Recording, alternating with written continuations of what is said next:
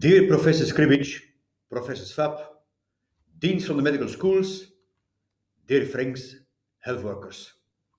Gfala for asking me to address you today.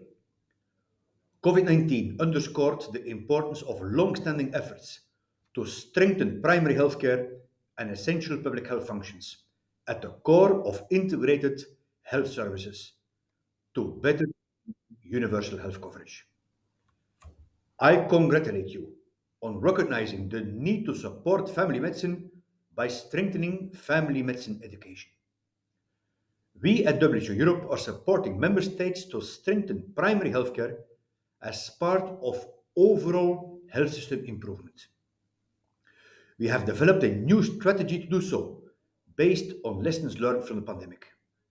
Indeed, over 53 member states reaffirmed their commitment to strengthening primary healthcare in 2021 amid the pandemic at the 71st session of the WHO Europe Regional Committee, giving us a mandate to implement this new strategy under the leadership of the member states.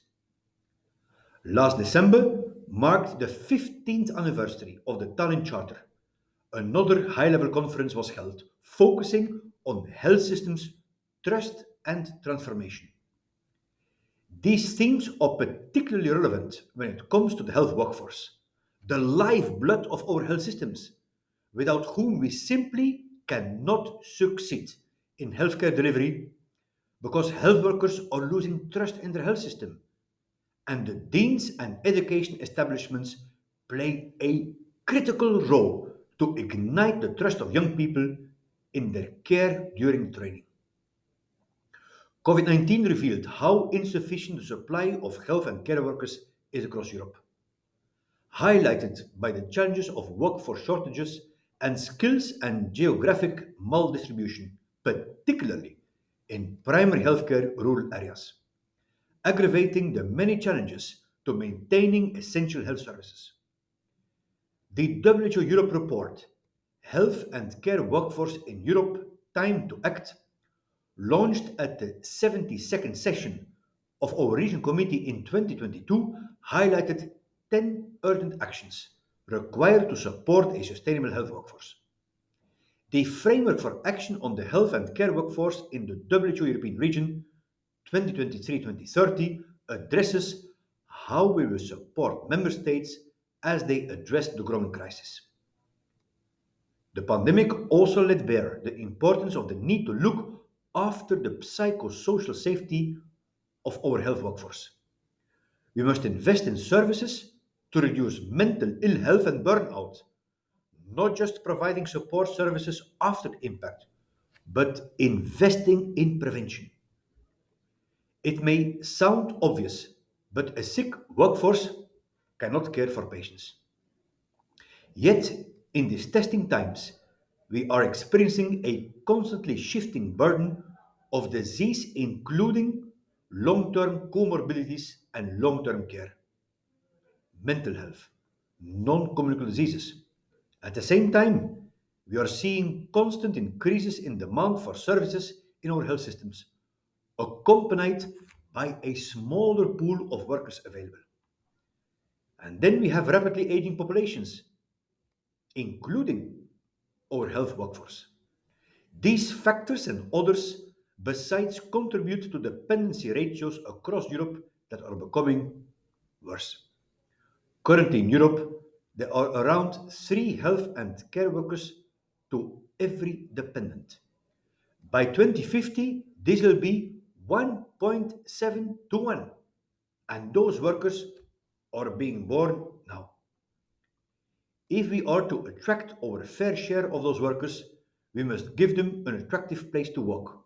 We must invest in them and earn their trust. But numbers are not enough. We must innovate, optimizing performance and transforming healthcare systems to meet the future needs, transforming care to involve the patient, and building trust in technologically enabled and innovative health services. All of these are essential. This means encouraging and driving innovation using technology and new ways of working.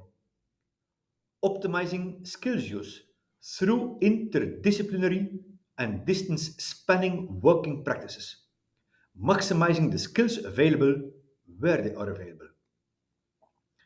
Family medicine is a vital and important component of a thriving healthcare system, deserving of equal recognition alongside other medical disciplines.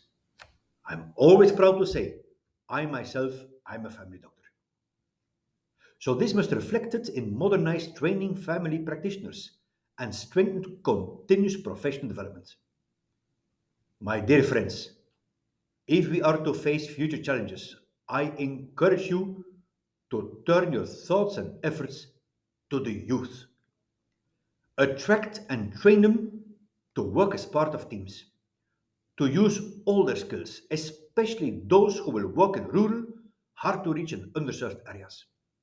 Finally, I support and encourage you to achieve your ambitions. Full support. To enhance international collaboration and sharing knowledge and best practices. To promote research in family medicine, nationally and globally. To facilitate the exchange of teachers and students and support each other.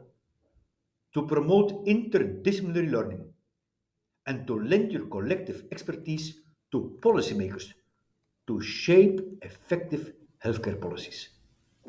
Friends and colleagues, in a world of today, at a time of multiple mounting health emergencies and crises, our health systems are at a critical crossroad. The work you do today will contribute strongly to shaping our health systems of tomorrow. Never underestimate the leverage you have, individually and collectively, to strengthen the foundation of health, and in doing so, support us at WHO in our overarching vision of health for all.